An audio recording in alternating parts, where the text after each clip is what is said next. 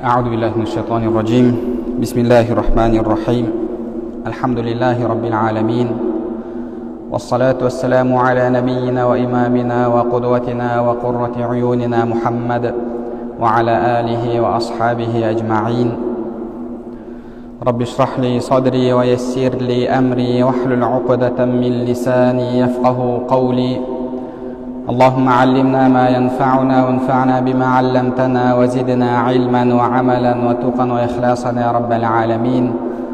أما بعد، السلام عليكم ورحمة الله وبركاته. Әлемдердің жаратушысы болған, бізге шексіз нығметтерін берген, және сол нығметтердің ішіндегі ең ұлығы болған ислам, иман нығметін беріп, біздерді мұсылмандардан еткен Алла тағалаға хамду саналар, шексіз мақтаулар болсын. Алла тағаланың соңғы елшісі сүйікті пайғамбарымызға, оның отбасына, сахабаларына және сол кісілерге қияметке дейін ізгілікте ергендерге Алла тағаланың салауат сәлемдері болсын. Алла тағала осындай қасиетті жұма күнінде бір өзінің разылығын іздеп, ұзақтан жақыннан басып келіп жатқан әрбір қадамдарымызға сауаптан жазып, әрі күнәларымызды кешіріп, сондай-ақ өзінің құзырындағы дәрежелерімізді жоғарылатқан болсын. Алла тағала Құран кәрімде мұсылмандарға «Фас'алу ахля зикри ин кунтум ла та'ламун» білмесеңдер, білім иелерінен сұраңдар дейді. Кез келген мұсылман адам өзінің дінін үйрену қажет. Бірінші кезекте ол «Мән та'буду» кімге құлшылық жасайсың, кімге құлшылық жасап жатырсың деген мәселеге қатысты білім алуы қажет. Және одан кейін «Кейфа та'буду» қалай құлшылық жасап жатырсың деген мәселеге байланысты білім алуы қажет. Яғни, кімге құлшылық жасайсың, қалай құлшылық жасайсың. Бірінші мәселе бұл бізде Алланы тану, яғни Аллаға иман келтіру, иманның шарттарына сену мәселесі. Екіншісі Аллаға құлшылық жасау. Қалай құлшылық жасаймын? Құлшылығым қалай дұрыс болады? Не істесем ісім адал болады? Не нәрседен сақтануым керек? Не нәрседен бойымда аулақ ұстауым керек? Осы нәрселерді үйрену қажет болады. Алла тағала Құран кәрімде «Вал аср иннал инсана лафи хуср илля аллазина аману ва амилу салихат». Ғасырға, уақытқа серт, бүкіл адамзат зиянда, илля аллазина аману, сол зиянда болмайтындар, зияннан шығатындар, аману, бірінші кезекте иман келтіргендер, екіншісі ва амилу салихат, ізгі амал жасағандар дейді. Демек, бірінші кезекте иман мәселесі тұрады, екінші кезекте құлшылық мәселесі тұрады. Адам бірінші кезекте Алланы тануға қатысты, иманын дұрыстауға қатысты білім алуы қажет. Екінші кезекте енді сол танып білген, иман келтірген Алласына, Құдайына қалай иман келтіреді? Раббысына. Соны үйренуі қажет. Енді осы екі мәселеге қатысты Алла тағала үмбетке үлкен имамдарды нәсіп етті. Пайғамбарымыз саллаллаху алейхи уасаламның мұрасын, сүннетін қорғап, одан кейін оны қалай түсінеміз, оған қалай амал етеміз, қалай іске асырамыз, осының барлығын бізге түсіндіріп кеткен ғұламалар бар. Ақида ғұламалары бар, фиқ ғұламалары бар, хадис ғұламалары, тәпсір ғұламалары. Алла тағала үмметке сондай үлкен имамдарды, ғұламаларды нәсіп етті. Алла тағалаға құлшылық ету мәселесінде Алла тағала бұл үмметке 4 мазхабты нәсіп етті. Бүкіл ислам әлемінің 4 мазхабтың төңірегінде топтасуы, 4 мазхабтың ерушілері болуы, бұл Алла тағаланың бұл үмбетке берген үлкен нығметі.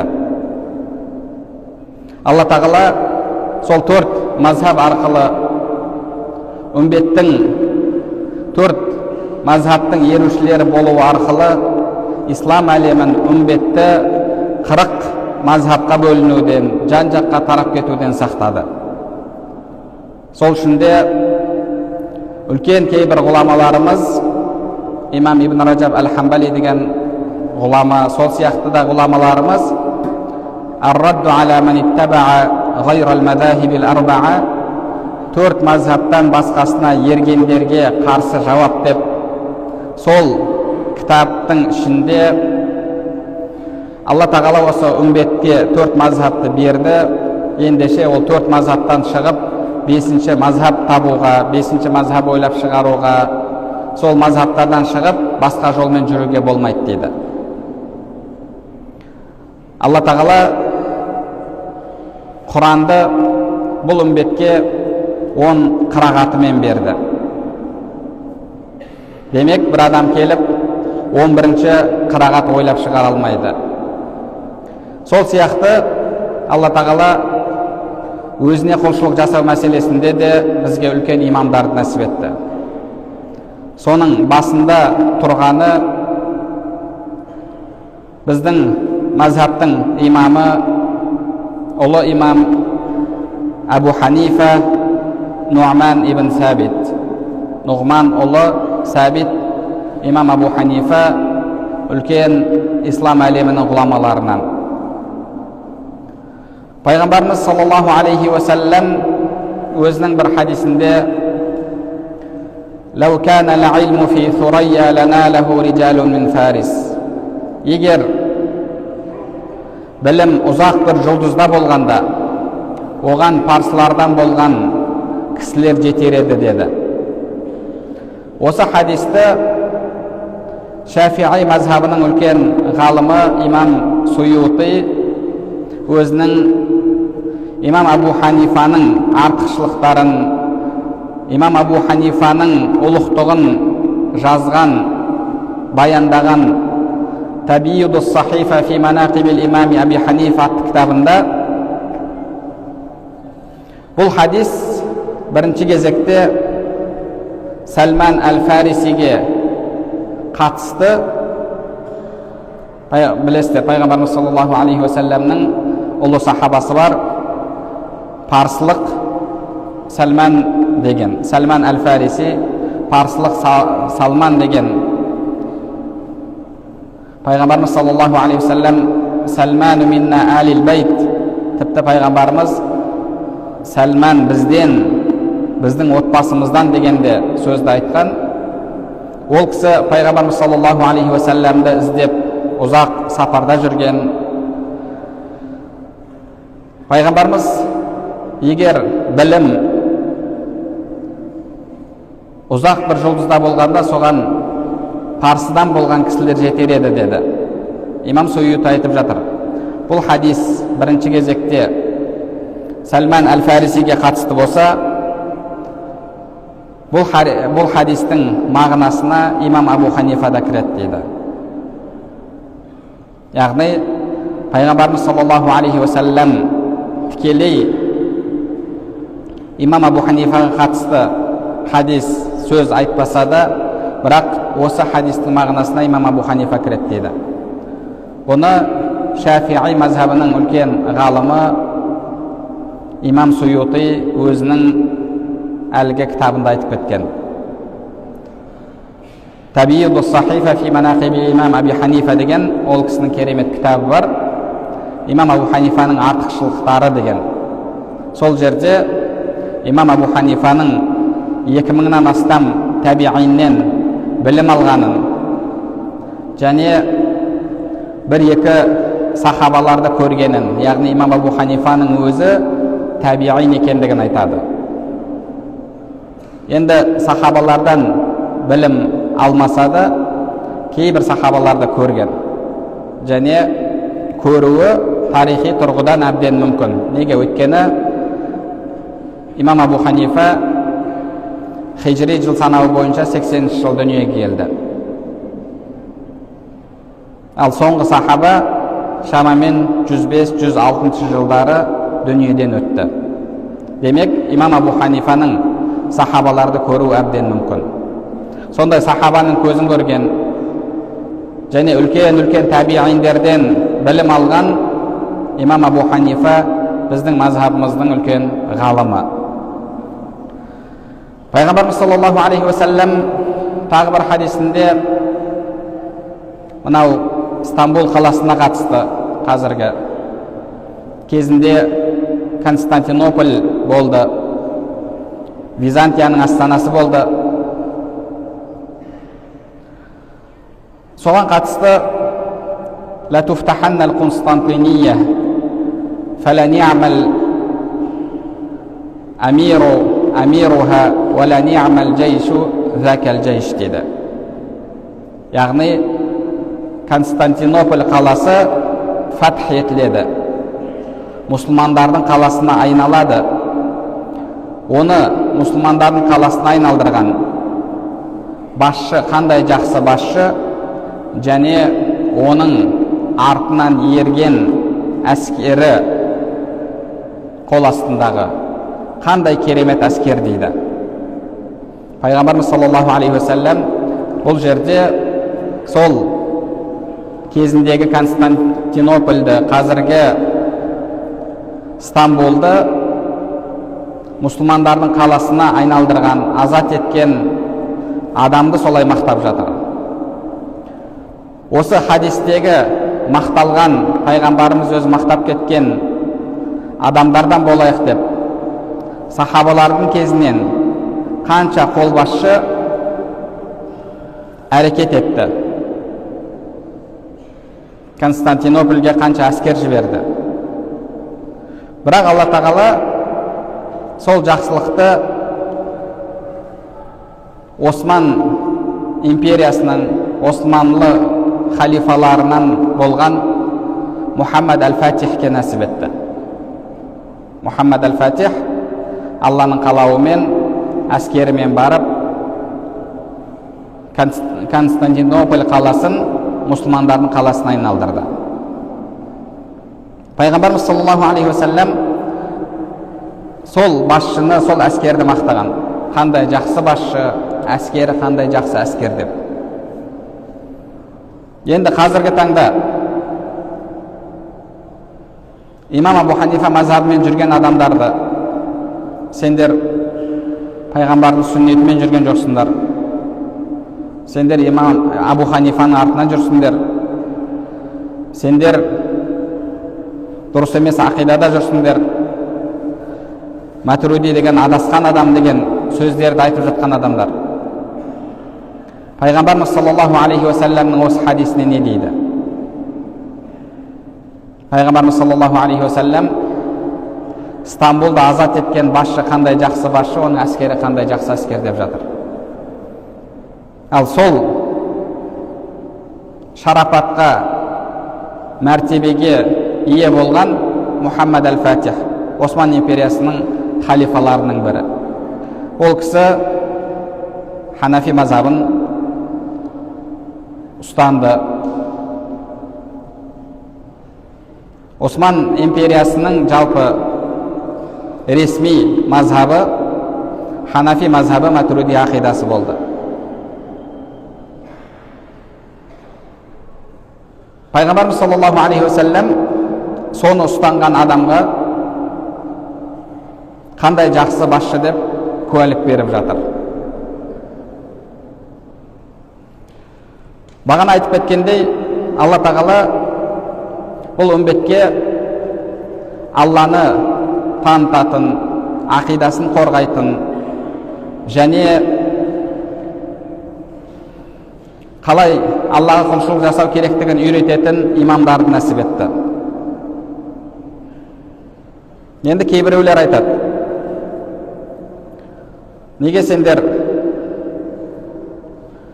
Әш'ари ақидасын ұстанасыңдар, немесе Матуриди ақидасын ұстанасыңдар, неге пайғамбардың ақидасын ұстанбайсыңдар деді. Осындай сұрақ қояды. Діннен хабары жоқ адам, білімі таяз адам ойланып қалады, шынымен де неге мен пайғамбардың ақидасын ұстанбаймын деп. Имамдарымыз оған қатысты ислам ғұламалары айтады, осы мәселеге қатысты. Біз Ханафи мазхабын ұстанғанда, сонда пайғамбарымыз саллаллаху алейхи вассалам сүннетімен жүрген жоқпыз ба? Матуриди ақидасы деген кезде біз сонда пайғамбарымыз үйреткен ақидадан басқа ақиданы ұстап жатырмыз ба? Әлбетте олай емес. Жай ғана бір мысал. Бізде Алла тағаланың кітабы Құранды оқуда 10 қырағат бар. Яғни ислам әлемінде жалпы Алла тағала Құранды түсірген, пайғамбарымызға тізбегі жететін 10 қырағат бар. 10 түрлі оқу жолы Құранды. 10 түрлі оқу ережесі. Кейбіреулер 10 қырағат деген кезде 10 түрлі дауыс, 10 түрлі мақам деп түсінеді. 10 қырағат деген олай емес. 10 қырағат деген 10 түрлі оқу жолы, 10 түрлі оқу ережесі. Мысалы, барлығымыз білетін Нас сүресі. Нас сүресінде сіз «Құл аузу би раббин нас» деп оқысаңыз, басқа бір қырағатта «Құл аузу би раббин нес» деп оқиды. Немесе, мысалы, «Валам якун лаху куфуан ахад» Ихлас сүресі. Біз «Куфуан ахад» десек, тағы бір қырағатта «Куфан ахад» деп оқиды. Куфу емес, куфан деп, яғни фәрпін сукунмен оқиды. Немесе куфуан деп, уан деп, ваумен емес, куфуан деп алифпен оқиды, хамзамен. Мұның барлығы түрлі оқу жолдары Құранда. 10 қырағат бар, 10 қырағаттың әрқайсысында 2 риуаят дейді, яғни 2 тағы да тармағы бар оқитын. Мысалы, біздің оқып жүрген қазіргі қырағатымыз бұл Асим деген қырағаттың Хафс деген риуаяты. Егер біздің Құрандарды ашып қарасаңыз, арабша білетін адам біледі, артында бұл Құран Асым қырағатының Хафс риуаяты бойынша жазылған деп тұр. Астында тура осылай жазылып тұр. Енді сұрақ сізге. Асим деген кім? Сахаба ма? Асим деген сахаба емес. Табиин, атбаат табииндерден. Хафс та тура солай. Сіз Хафс деген кісінің аты берілген риуаятты, қырағатты оқып жатырсыз, былайша айтқанда. Сонда сіз пайғамбарымызға түскен қырағатты оқып жатқан жоқсыз ба? Пайғамбарымызға түскен Құранды оқып жатқан жоқсыз ба? Неге біреудің, басқа біреудің, сахаба да емес, одан кейінгі келген бір адамның атымен аталатын қырағатты оқып жатырсыз? Бұл жердегі мәселе, пайғамбарымызда келген 10 қырағатты адамдардың арасында үйретіп, сол қырағаттың ұлы ұстазына айналған адамдар бар. Адамдар кейін уақыт өте келе пайғамбарымыз үйреткен әлгі 10 жолды мысалы 10 ұстаз алып, адамдардың арасында үйретіп, сол қырағаттар бойынша ұстаздық етіп, танылғаннан кейін сол кісілердің атын берген. Мынау жол Асым қырағаты, мынау жол Нафия қырағаты, мынау жол Абу Джафар қырағаты деп. Және оның ішінде тағы тармағы бар.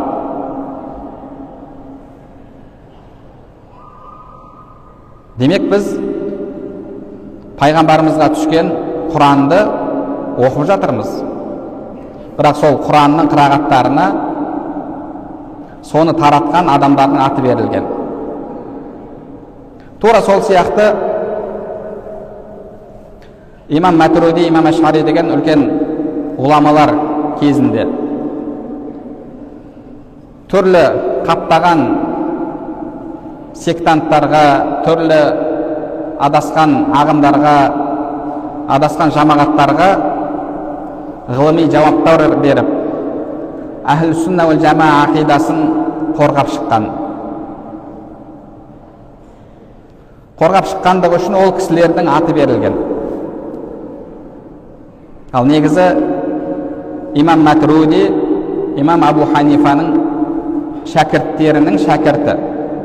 Имам Абу Ханифаның ғылымда немересі, немесе шөбересі. Яғни ұстазы, оның ұстазы, одан кейін ары қарай имам Абу Юсуф, имам Мухаммадтар. Солардың жолын ұстанған. Имам Абу Ханифаның тәсілімен ол кісі ақидада кейбір кітаптар жазып кеткен. Сол кітаптар бойынша үлкен сенімде ақида мектебін қалыптастырған. Сол үшін де имам Матуридидің аты берілген. Болмаса имам Матуриди өзінің ойынан бір жаңа сенім жолын қалыптастырған адам емес. Сол себепті үлкен ислам ғұламаларының барлығы сол кісілерді қолдаған. Және қандай ғалымды қарасаңыз, мейлі хадис ғалым болсын, имам Байхақи, Ибн Хиббан, тағы да басқа да сондай ақидада жазып кеткен хадис ғұламалары, немесе тәпсір ғұламалары, имам Табари, имам Ибн Касир, имам Қуртуби, тағы да басқа да сондай хадис ғұламалары, үлкен Ибн Хаджар, имам Науауи, тағы да басқа да сондай ғұламалар, барлығы сол жолды кітаптарында айтып, мақтап, куәлік беріп кеткен. Демек, ислам әлемі жалпы мазхабта осы 4 имамға ереді. Олар имам Абу Ханифа, имам Малик, имам Шафиғи, имам Ахмад. Және сенімде сол кісілердің шәкірті болған имам Ашари, имам Матуридилерге ереді. Енді бізде ақиданың өзінде, сенім мәселелерінде негізгі болмаған кейбір қосалқы мәселелер бар. Енді оны сорттаған кезде қандай ғылымға жатқызамыз дегенде, ақида ғылымына жататын мәселелер бар. Пайғамбарымыз өзі нүктесін қойып кетпеген, кейін ғұламалардың арасында әртүрлі көзқарас болған мәселелер бар. Мысал ретінде балиғатқа жетпей, балиғат жасына жетпей қайтыс болған бала, немесе жынды адам, ақыл есі жоқ, ақыл есі дұрыс емес, туылды, 20 жыл, 30 жыл, 40 жыл өмір сүріп қайтыс болды. Немесе көзі, құлағы естімейтін адам. Енді олар Алланы танып құлшылық ете алмайды. Балиғатқа толмаған балаға білесіздер, сауап күнә жазылмайды. Жынды адамға намаз оқу, ораза ұста деп айта алмайсыз. Егер бір адам көзі көрмейтін, құлағы естімейтін болып туылса, ол адамға да сіз еш нәрсені үйрете алмайсыз. Енді сол кісілердің қияметтегі жағдайы қандай болады? Ол адамдар бірден жәннатқа кіре ме? Енді балиғатқа толмаған бала мысалы ретінде, немесе әлгі жынды болған адам бұл дүниеде. Ол адамдар не істейді?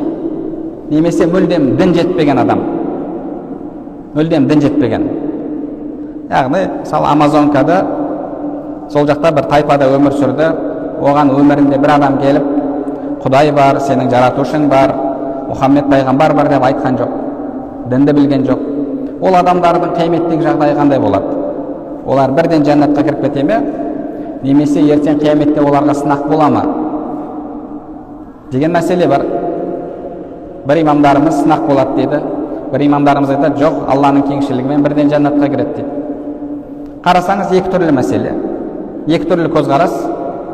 Енді бұл шариғат мәселесі ме, намаз ораза сияқты, немесе сенім мәселесі ме? Сорттағанда сенім мәселесіне жатады.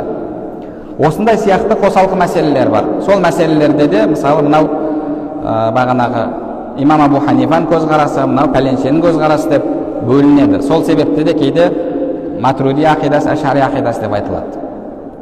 Яғни сондай бір қосалқы дүниелер болғандықтан. Сол үшін де сіз бен біздің міндетіміз. Алла тағала Құранда айтқандай, білмесеңдер білім иелерінен сұраңдар дейді. Сіз бен біз дінде ғалым емеспіз. Ендеше біздің міндетіміз сол имамдарға еру, сол имамдардың етегінен ұстап, артынан еру. Өзімізше ойымыздан дінге қатысты бір нәрсе айту емес, немесе өзімізше Құранды оқып алып, хадисті оқып алып, Алла тағала маған Құран мен хадисті қалдырды, маған сол екеуі жеткілікті деп, өзімізше біліміміз жоқ, Құранды ашып алып, Құранда бүйтіп жазылған, немесе хадисте бүйтіп жазылған деп өзімізше әрекет ететін болсақ, біз адасамыз. Бұл адамның мысалы ауырып қалса, дәрігерге бармастан Ибн Синаның немесе Гиппократтың кітабын ашып алып, мен өзім ем іздеймін деген адам сияқты. Егер қайсы бір адам, пайғамбарымыз айтады, білімі жоқ біреуді емдесе, білімі жоқ, сонда да біреуді емдеді. Сөйтіп өлтіріп қоятын болса, ол адам тозақы болады деді. Білімің жоқ па, біреуді емдеуге ақың жоқ. Тура сол сияқты білімің жоқ па, онда Құранды ашып алып, хадисті ашып алып, мынаның үкімі мынандай, мынаның үкімі мынандай деп айтуға ақың жоқ. Құран хадисті қарап, ой айтуға ақың жоқ болса, онда менің ойымша мынандай деп айтуға мүлдем ақың жоқ. Сен ойыңды қалтаңа салып қой, сенің ойың дінге қатысты, ойыңның ешқандай салмағы жоқ. Біздің бір проблемамыз, бір мәселе болса, арамызда маман отырса, маманнан сұраймыз. Дәрігер болса, дәрігерден. Денсаулыққа қатысты мәселе болса, дәрігерден сұраймыз. Экономикаға қатысты мәселе болса, экономисттен сұраймыз. Заңға қатысты мәселе болса, заңгерден сұраймыз. Ал дінге келген кезде менің ойымша деп шығады адамдардың барлығы. Сенің ойың дінге қатысты түк тұрмайды, түкке тұрмайды. Сенің ойыңның ешқандай салмағы жоқ. Құран бар, хадис бар, оны түсіндіріп беретін ғұламалар бар. Сол үшін де имам Маликтің үлкен шәкірті Абдулла ибн Уахаб айтқан, хадис ғұламалардан басқасын адастырады деген. Ғұламалардан басқасын адастырады деген. Демек сіз бір хадисті оқып алып, енді ата-анаңа жақсы қара, көршіңмен жақсы бол деген мағынасы түсінікті хадистерге қатысты проблема жоқ. Ол түсінікті ғой ол нәрсе. Ал бірақ адал арамға қатысты, мынаны істеуге болады, мынаны істеуге болмайды деген мәселелерде сіз, ғұламалар бар, сізге Құран хадисті түсіндіріп қойған, сол кісілерден сұрауыңыз керек. Сол кісілердің кітабын оқуыңыз керек. Құранды ашып алып, немесе хадисті ашып алып, өзінше үкім алуға ақыңыз жоқ. Өзі ислам әлемінде көптеген адасқан ағымдар болса, солардың 99%-ы Құранды, пайғамбарымыздың хадистерін ұстамағандықтан емес, дұрыс түсінбегендіктен адасқан. Маған Құран керек емес, хадис керек емес деп адасқан жоқ.